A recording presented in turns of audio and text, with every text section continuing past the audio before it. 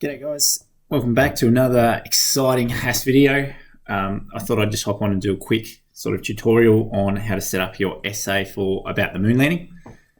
So in front of me I have here a bit of a planner with some exemplars there to help you get started. So beginning with your introduction, and hopefully by now you've already chosen the sort of conspiracies that you're going to look at, probably about 3 or 4. In your introduction, you need to just sort of tell us what the essay is about. So obviously we're talking about the moon landing and the fact that there are conspiracies there and that people don't believe that we actually did go to the moon. So in this introduction we have just a quote, "One small step for man," and then we have an in-text reference. So really important with this essay that you are referencing. So if you're doing an in-text reference, and I'll do an example in a minute, make sure you include the surname and the year that it was said, or whenever the source is from. This intro goes on. In July 1969, the Apollo 11 mission carried 3 astronauts toward the moon. So it's telling us what happened. So the event itself of the moon landing. So that's that red section that you see there. Hopefully that's pretty clear on the video. This green section then goes on to state, but some has gone so far as to claim it was fake, providing a number of supposed inaccuracies, including the flag blowing in the breeze, etc. So there you're introducing the idea that there are conspiracies and a lot of people don't believe in what happened. This should be on your OneNote by now, hopefully. So have a look through that. It then goes on to show you how to structure your body paragraphs. So in each body paragraph, you should talk about a different conspiracy. So for instance, this first body paragraph is talking about the flag blowing in the breeze. They're going to go on and talk about the evidence. So there is no atmosphere on the moon, so the flag should not have been moving because obviously there's no wind. They're going to explain the evidence, and you might include here, this would be a good spot to include your sources. So remember, you are marked on your referencing, so you are going to have to use some sort of source of evidence. And then you'll finish that paragraph with some sort of comment about your own opinion, particularly on the evidence and the conspiracy. On the back of this sheet is some space for you to go through and actually plan out your essay if you are struggling.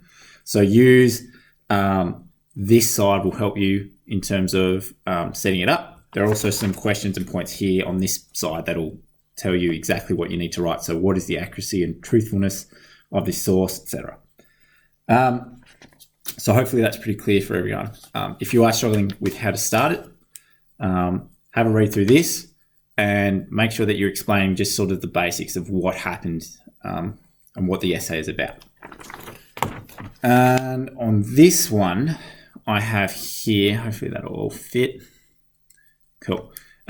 Here, this is an example body paragraph, and it's color coded so you can see exactly that we're addressing each of those points that I said in the other YouTube video in the description. So in the yellow here, there are no stars visible in any photos taken on the moon. So that's the conspiracy. We're introducing the conspiracy theories. The green, conspiracy theorists believe that because there is no atmosphere on the moon, a star should have been highly visible. So you're expanding and explaining what that conspiracy theory is. In the blue, we have our evidence that, and hopefully you can find some scientific research that'll back up what you're saying, or some quotes that'll back up. So make sure that this is a good spot to use your evidence. So NASA scientists respond to this by explaining that cameras, much like the human eye, cannot focus on the bright and dim light at the same time. Therefore, the sunlight reflecting in the moon's surface made it impossible for the cameras to capture the faint light of the stars. Even the astronauts claimed they could not see the stars whilst on the moon. So I know there's no quotes or references or evidence in this, but when you guys do it, make sure that you do. So like here, for instance, even the astronauts claim they could not see the stars whilst on the moon. That would be a really easy place to put a quote from Neil or Buzz. And then the concluding part of your paragraph, you'll state your own opinion about the usefulness or whether you think it's accurate. So remember, you need to take a strong stance on whether you think the moon landing was real or if it was fake. So this one concludes, resultantly, the absence of stars is not convincing evidence that the mission was a hoax. Okay, because in our evidence we've proven why. Right. The rubric should also be up on your OneNote. This looks a little bit blurry on the screen. I apologise for that. So have a look through your OneNote. I just want to briefly state exactly what you're going to be marked on. So you need to, in this first column here, so if we're looking at a minimum, everyone should be aiming for at standard. If you're looking to go above, start it at standard and then make your way across as you go through. So I can develop and justify my own interpretation of the moon landing. So here, this is about forming your opinion and stating whether you believe it was real or fake. So when you conclude your whole essay, your final paragraph, that'd be an easy way to just state really strong opinion of whether it really happened or whether it didn't. I can analyze and draw conclusions about sources' usefulness, taking into account their origin, purpose, and context. So I mentioned in the description of my last video about using third-party evidence. So that's evidence that isn't biased. So it's not someone that's a conspiracy theorist themselves, and it's not from someone like NASA. So obviously those two groups of people will be very biased into one particular point of view. So this is all about using your sources and getting them in there. I can use a consistent method of citing and referencing. So it's just referencing, that's easy. Next is your structure on your essay. And writing an introduction, body, and conclusion. Pretty straightforward. Sorry if there's a bit of background noise there. And I can use the unit vocabulary to make my argument. So like I said in the video, things like referring to the space race or the Cold War, whether it's talking about the astronauts themselves, just using that sort of language that we've used in class. Any questions about that, please email me. And lastly, thought I'd just, don't know how to straighten that up. Yeah, that's all right. So for my class, hopefully you guys are familiar with this website. It's called CiteFast, which you can see up the top here, CiteFast, and I'll write it down so it's clear. This is an easy way to do your referencing. So if you're unsure of how to reference, go to this website.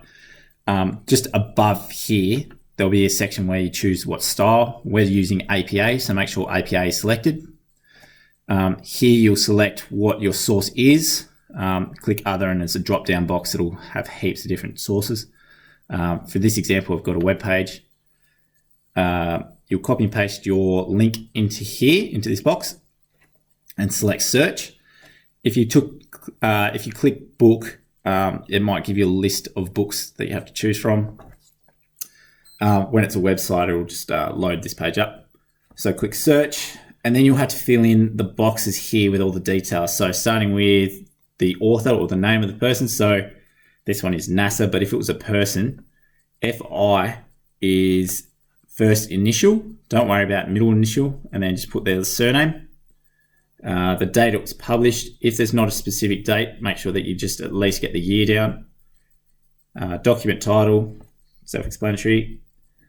Don't worry about most of this stuff. And then make sure you've got the URL there. And then it actually writes the citation down the bottom here. If you click Save Citation, it will come up and be put into this box.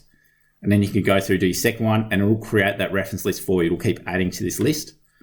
And then when you're done, it'll have an option here that will say copy and paste. And you can just click that and it'll copy and paste it into your Word document. That's easy done. As for your in-text references, make sure that they are written as such. So, for instance, if you've stated something that I said, or whoever it might be, an expert, it's always make sure that at the end of your sentence, so if you've got a paragraph here, that'll finish, and then you put surname, and at the very least,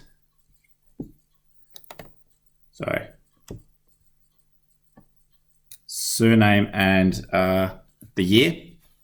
If you're writing it so it's like, according to Mr. Connors, blah, blah, blah, blah, blah, then at the end of the sentence, you'll still write the year. So it's really important that at the very least, you've got a surname and a year in your in-text referencing, okay? Other than that, guys, good luck. Let me know if you have any questions. Keep at it. I'll see you next time. Thanks.